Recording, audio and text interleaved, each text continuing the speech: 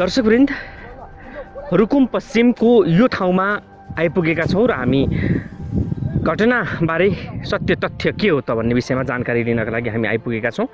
रुकुम पश्चिम र यो सोते गाउँ सुषमा मल्लको घर अगाडि छौँ र उनका भाइ विभिन्न पटक जाजरकोट गएर बस्ने गरेको हामीले जानकारी पाएका थियौँ। के हो त सत्यता उहाँको भाइसँग हामी गरिएको यो कुराकानी हेर्नुहोस्। जाजरकोटबाट गरेको इन्टरभ्यूमा जो भाइ चाहिँ पटक पटक नवराजको घरमा गएर बस्दै आएको भन्ने कुराहरू पनि आएको छ र वास्तविकता के हो यो कुरा तपाईँको माझ हामी राख्दैछौँ। बाबुको नाम के पर्यो? लक्ष्मण मल्ल। लक्ष्मण मल्ल। हजुर। कान्छा हो तिमी? हजुर। ओके, अनि अब भन, नवराजलाई तिमीले भिनाजु भन्थ्यौ? दाजु। दाजु भन्थ्यौ? हजुर। अनि तिम्रो फेरि त्यो एउटा कुनै फेसबुकमा फेसबुकको स्टाटसमा कमेन्ट गरेको भिनाजु भनेर पनि कमेन्ट गरेको भन्ने कुराले भाइरल छ नि, त्यो कुरा के हो? त्यो गलत हो। दाजु भनेर कमेन्ट गरेको छु, भिनाजु भनेर त गरेको छैन। बिहे नभएको केटालाई कसरी भिनाजु भन्ने? तिमीले त भिनाजु भनेर, जस्तो अब सुषमाको परिवारले पनि हामीले भनेका छन् कि उसले आउँथ्यो, भाइ पनि आएर 1 हप्ता बस्यो भन्ने कुरा गरे। तिमी गएको थियौ? कहिले गएको थियौ? यो इक्जाम सकेर अनि इक्जाम सकेर घरमै बस्नुभन्दा आऊ यतातिर घुमाइदिउँला अनि जाजुकोटतिर हेरौला भनेर गएको। ए, भनेको नवराजले बोलाएर गएको? तिमीले नवराजलाई चाहिँ कसरी चिनेको? फेसबुकमा है, साथीको। फेसबुकबाट चिनेको? हजुर। तिम्रो दिदीबाट चिनेको होइन? थाहै थिएन लभ छ भन्ने मलाई। र तिम्रो दिदीको र नवराजको लभ छ भने थाहै थिएन? तिमीलाई कहिले थाहा भयो यो कुरा चाहिँ? अस्ति भर्खरै अनि तिनी लकडाउनको समयमा यता आउँदाखेरि थाहा भयो उनीहरूको लभ छ भनेर। हजुर। तिमी जब नवराजको घर गएको थियौ, हजुर, त्यो बेलामा उसलाई तिमीले नवराजलाई तिमीले सिधै भिनाजु भन्थ्यौ र त? त्यो भन्ने प्रमाण चाहिन्छ। त्यसको आमा बुवालाई सोध्या भएको दाजु भनेको छु मैले, भिनाजु। मेरो दिदी त्यहाँ गए अब भिनाजु भन्ने, दिदी गएको छैन अनि कसरी भिनाजु भन्ने? अब जो पाए उसलाई हिँड्ने भने त तपाईँ भिनाजु भनिदिने त गएर। उहाँ जो पाए उहाँ त्यत्तिकै भिनाजु भनेको चाहिँ दाजु भनिदिएको, भिनाजु भनेको होइन। तिमीले चाहिँ अनि त्यो घर गएर बस्नुको कारण चाहिँ के थियो? अब घुमौँला भन्नुभयो अनि अब इक्जाम सकेको बेला घरमा बस्नुभन्दा बरु घुम्नै जाऊँ भनेर गएको। भनेको तिमी एउटा दाई भनेर गएको? हजुर। दाई सम्झेर गएको? हजुर। अनि अब घरमा उनीहरू चाहिँ तिमी अब तिमीले एउटा दाई भनिरहेको मान्छे होइन, अनि एक्कासी तिम्रो घरमा चाहिँ आएर चाहिँ ढुङ्गा हानेको भन्ने कुरा नै आयो। हजुर। त्यो के हो? साँच्ची हो। म यहाँनिर चलेर सुतेको, त्यहाँनिरदेखि यो झ्यालमा हामी दिदीलाई उठाउन लागि तिनीहरूले ढुङ्गा हानेका हुन्। माथि छानामा हाने। अनि त्यतिखेर कुकुरले पनि भुगिराख्यो क्या, कुकुरले खेद्दै लिने अनि कुकुर आउँथ्यो फेरि ढुङ्गा हान्न लैजाने। त्यतिखेरैमा अनि बिहान बुझ्दाखेरि चाहिँ तिनीहरू त्यो माथिको ठाउँमा त्यहाँबाट हेरिरहेको थिएँ। अनि त्यतिखेर अनि त्यो तल ओडा कार्यालयको अध्यक्षलाई भनिसकेपछि अनि तिनीहरू त्यहाँदेखि अब ओडा अध्यक्ष समातेर के गर्छ भनेर ठानेर तिनीहरू भागिसकेपछि यहाँका गएर समातेर ल्याएर ल्याएका हुन्। अब एउटा कुरा बताऊ, तिमी 7 दिनसम्म नवराजसँग बस्यौ। हजुर। नवराज कस्तो मान्छे थियो खासमा? नराम्रो, नसाहरू प्रयोग गर्ने, गाँजाहरू खाने, चुरोटहरू खाने। तिम्रो अगाडि खाए? तिम्रो अगाडि खाए। उसको सङ्गत चाहिँ कस्तो सङ्गत रहेछ तिमी 1 हप्तासम्म सँगै बस्दाखेरि? नराम्रो, फसाउने, मलाई पनि फसाउने, खाऊ भनेर, अब सिग भनेर फसाउने। ए, तिमीलाई पनि खाऊ भने? तर मैले खाइनँ। के खाँदो रहेछ उसले त्यहाँ? खै त्यो अब औषधि भन्थे के अरे त्यसलाई, अब के मलाई त नचिनेको खै क्या टाउको दुख्यो भने खाइदिन्थे।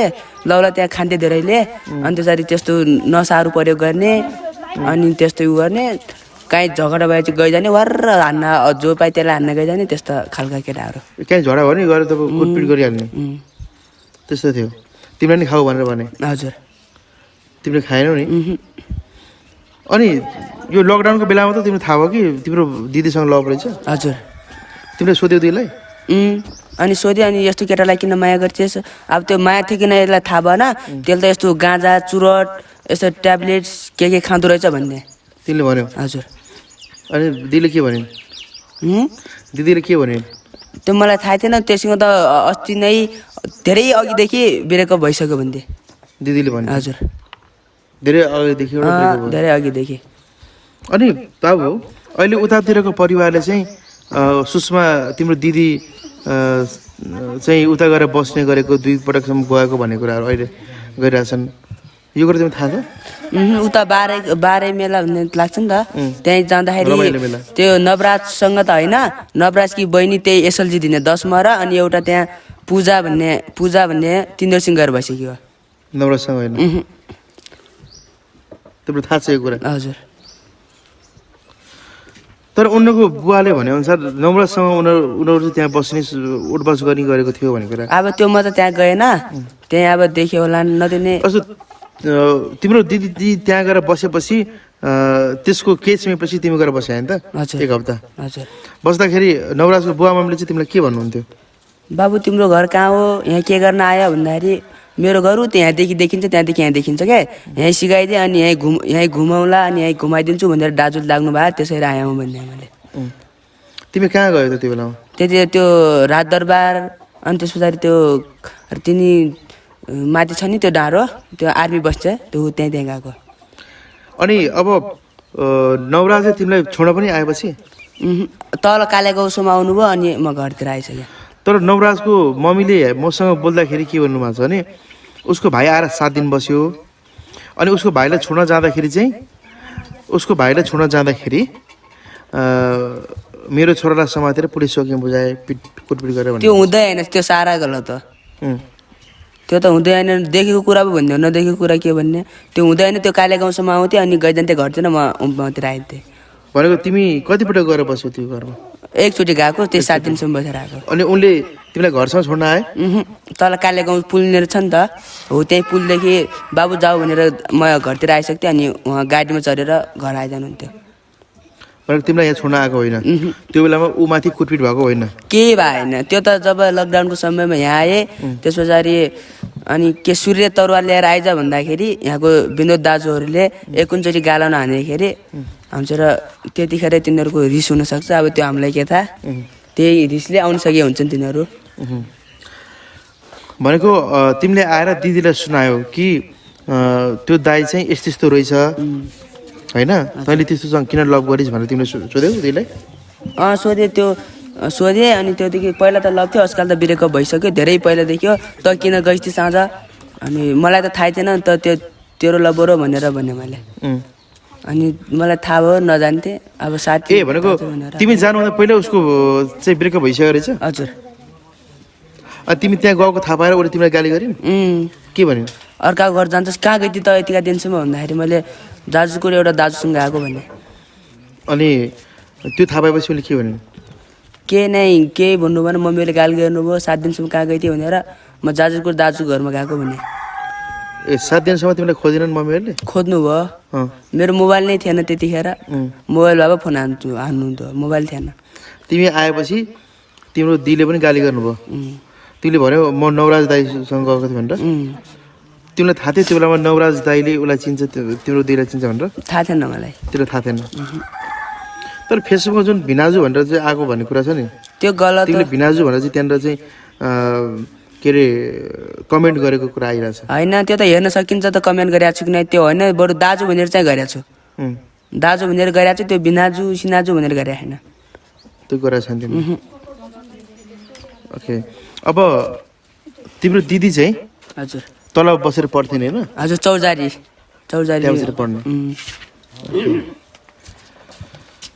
ल मैले तिमीसँग सोध्न खोजेको कुरा बुझ्न खोजेको कुरा यही नै हुन् तिमीले अब मलाई लाग्छ पक्कै झुटो बोलेको छैनौ होइन अहिले तिम्रो मम्मी पनि बुवा पनि प्रहरी जिल्ला कार्यालयमै ल्याएको छ धेरै गएको छ हजुर तिमी अहिले घरमा को छौ भाउजू र म एक्लै भाउजू र तिमी छौ हजुर जुन दिन घटना भयो त्यो दिन तिमी कहाँ थियौ यही घरमै थियो हजुर के भएको थोरै भनिदेऊ न अब तल एउटी जिमा हुनुहुन्छ जिमाले चाहिँ यहाँ कति धेरै इन्डियादेखि आएका हुन् कि झोलासोला बोकेर आएछन् कहाँबाट आएछन् भनेर यहाँ फोन हान्नुभयो फोन हानिसकेपछि हामी चाहिँ वडा अध्यक्षलाई भनिदियो भनिसकेपछि हामीले फोन हानेर वडा अध्यक्षलाई भनिदियौँ अनि तल 8 न 18 19 जना हुन् कि कतिजना खै त्यो गुन्ने त कुरै भएन त्यस्तै कुरो सुन्यो होइन अनि त्यस्तो गरेर चाहिँ वडा अध्यक्षलाई फोन हानिसकेपछि तिमीहरू नआत्यो हामी म पुलिसलाई उ गरिदिन्छु कुरा फोन गरिन भनिदिन्छु भन्नु सकेपछि तिनीहरू यहाँ पहिला 3 जना देखे अनि त्यो नवराज भन्ने त हाम्रो मम्मीले चिन्नु भएको थियो नि अघि नै हजुर मम्मीले किन आउँछौ बाबुहरू लकडाउनको समयमा यता के काममा आछौ भनिसकेपछि तिनीहरूले के भनेर चाहिँ हामी आन्टी हामी यहाँ आएनौँ हामी त कापल खाना आयौँ भने तलदेखि कापल खाना आयौँ भने अनि तल उता गइसकेपछि अझ कापल खाना आयो भने यति खाला आउने भनेर मम्मीले गाली गरिसकेपछि